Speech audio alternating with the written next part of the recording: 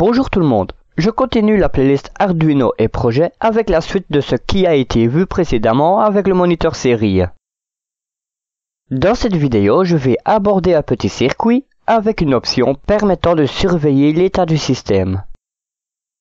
Avant toute chose, pour rester informé des nouveautés de la chaîne, je vous invite à vous abonner et à activer les notifications. À présent, passons au sujet de cette vidéo.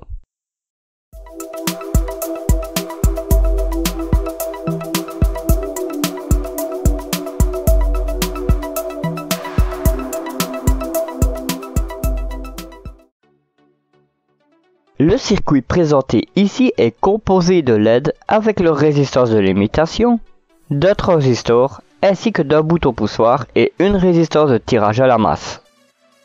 Une LED sert de voyant du système à surveiller et l'autre LED sert de témoin d'un éventuel défaut.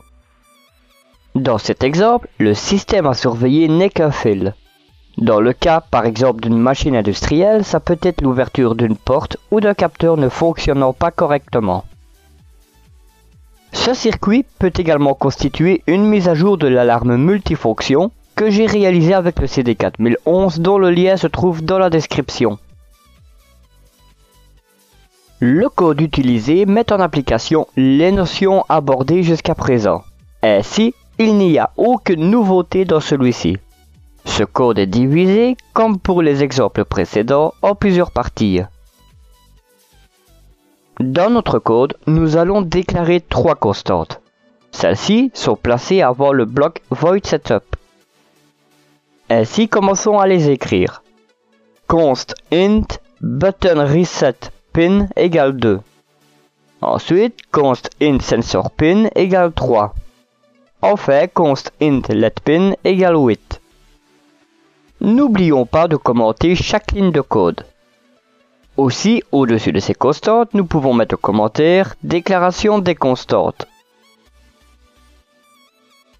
Toujours avant le bloc void_setup, on va déclarer des variables. Celles-ci sont de type int et il y en a deux.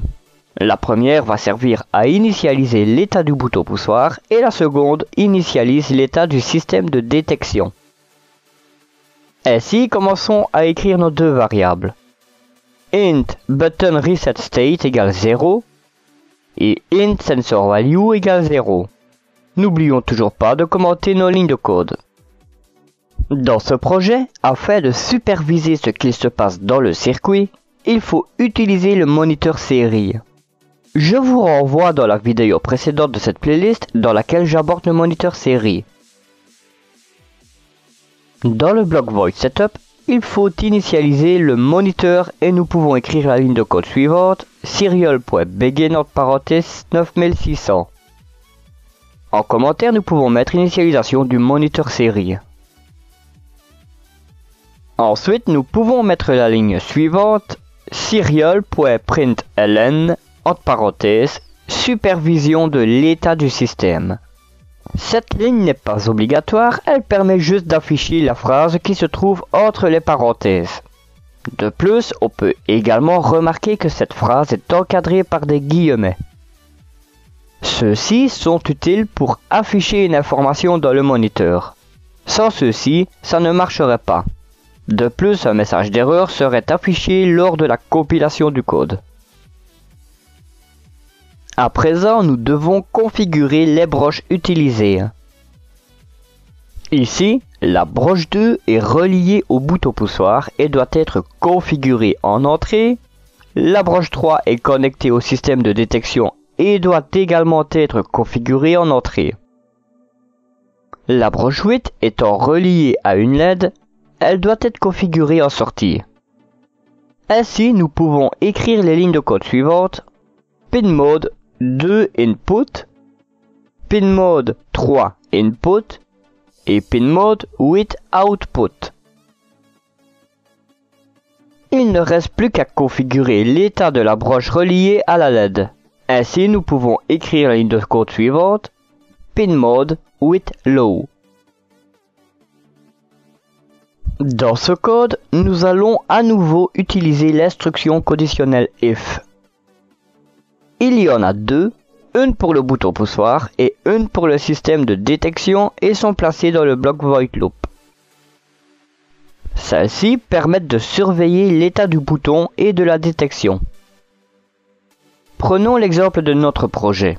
Si le système détecte un défaut, une LED doit s'allumer et un message d'erreur doit s'afficher et défiler toutes les secondes tant qu'on n'agit pas. Celui-ci informe qu'une anomalie est détectée et qu'il faut la corriger, ensuite appuyer sur le bouton pour acquitter le message d'erreur.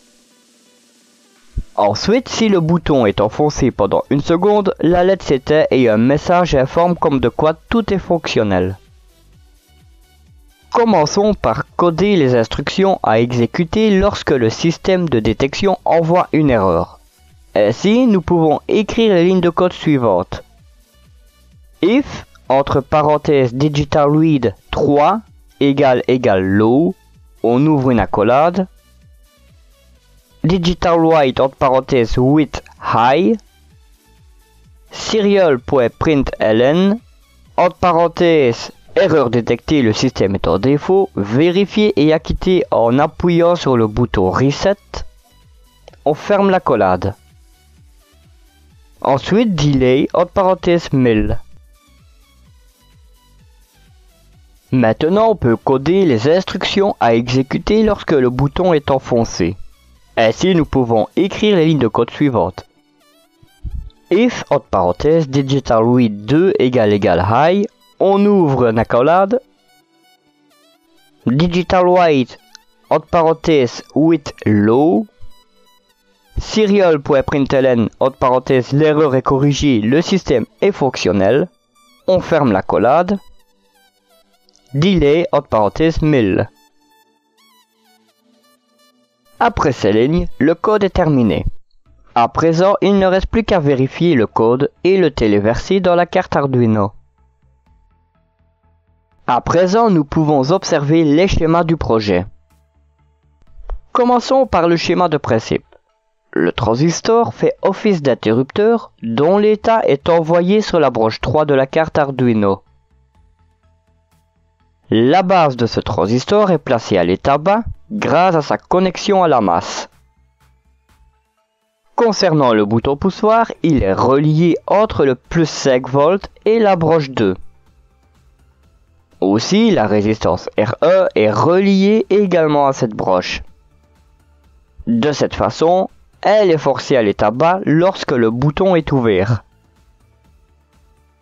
Pour ce qui est de la broche 8, elle est reliée à la LED 2 via sa résistance de limitation. Lorsque la carte Arduino est mise sous tension et que la base du transistor est placée au niveau bas, les LED sont éteintes. Aussi, la broche 3 demeure à l'état bas. En même temps, le microcontrôleur écrit la phrase « Supervision de l'état du système » dans le moniteur série.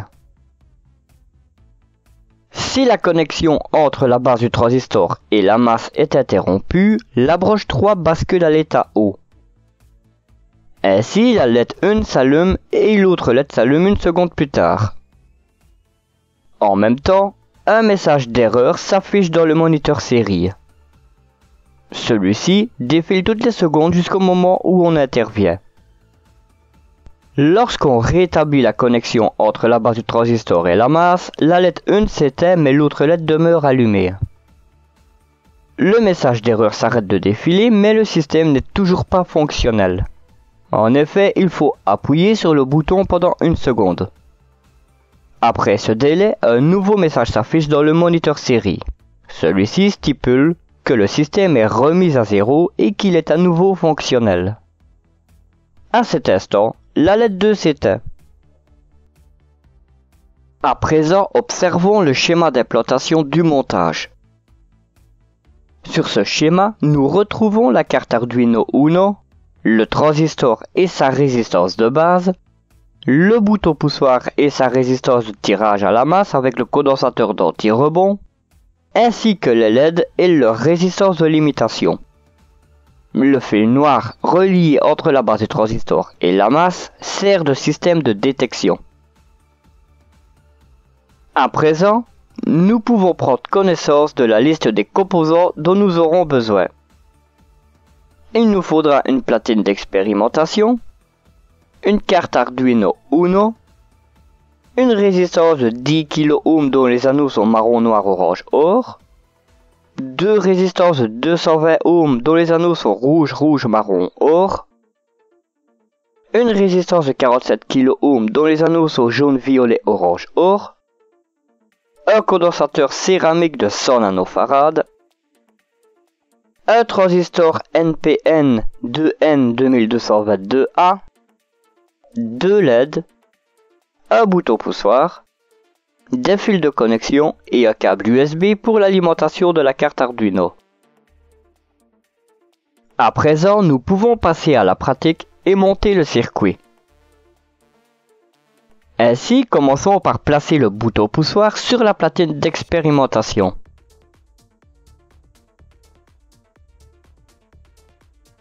Relions une borne au rail positif et la résistance de 10 kΩ entre l'autre borne et la masse.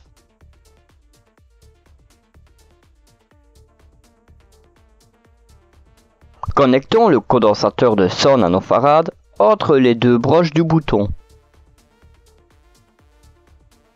Ensuite, plaçons une résistance de 220 ohms sur la platine. Relions une LED entre cette résistance et le rail négatif.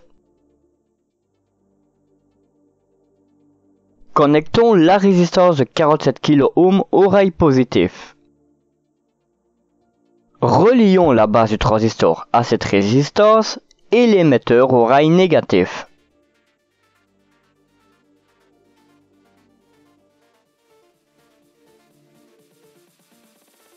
Connectons au collecteur du transistor la broche négative de la LED.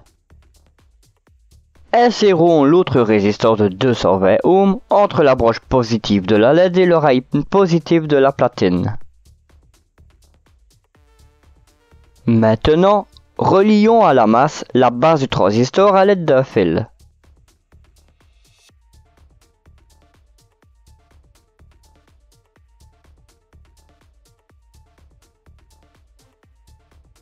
Relions la broche du bouton poussoir qui est connectée à la résistance de 10 kΩ à la broche 2 de l'Arduino.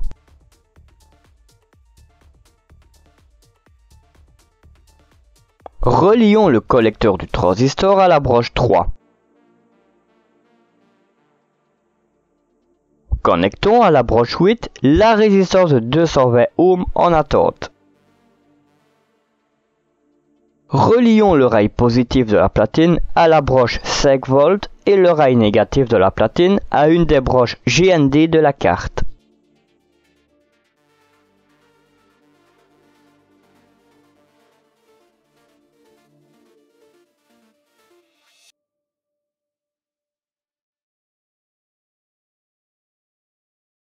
Maintenant que le circuit est monté, nous pouvons le mettre sous tension et ouvrons le moniteur série.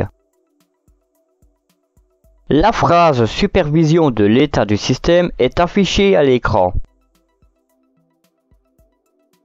Maintenant, déconnectons le fil servant de système de détection. Les deux LED s'allument et un message d'erreur s'affiche dans le moniteur série. Ce message défile toutes les secondes jusqu'au moment qu'on intervient.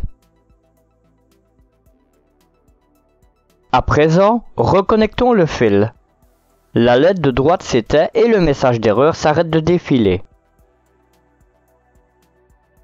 Maintenant, appuyons sur le bouton pendant une seconde.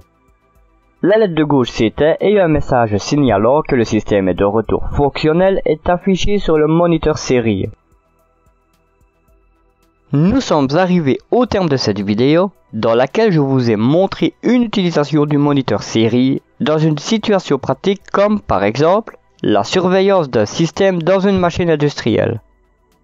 Bien entendu, il y a bien d'autres exemples d'utilisation de ce type de projet. Si cette vidéo vous a plu, n'hésitez pas à la liker, à la partager et à la commenter. Dans la prochaine vidéo, je continuerai avec la théorie. Pour ne pas rater la sortie de cette vidéo, abonnez-vous et activez les notifications. Tout en vous souhaitant de très bonnes expériences, je vous donne rendez-vous pour la suite sur Proto Électronique. Bye.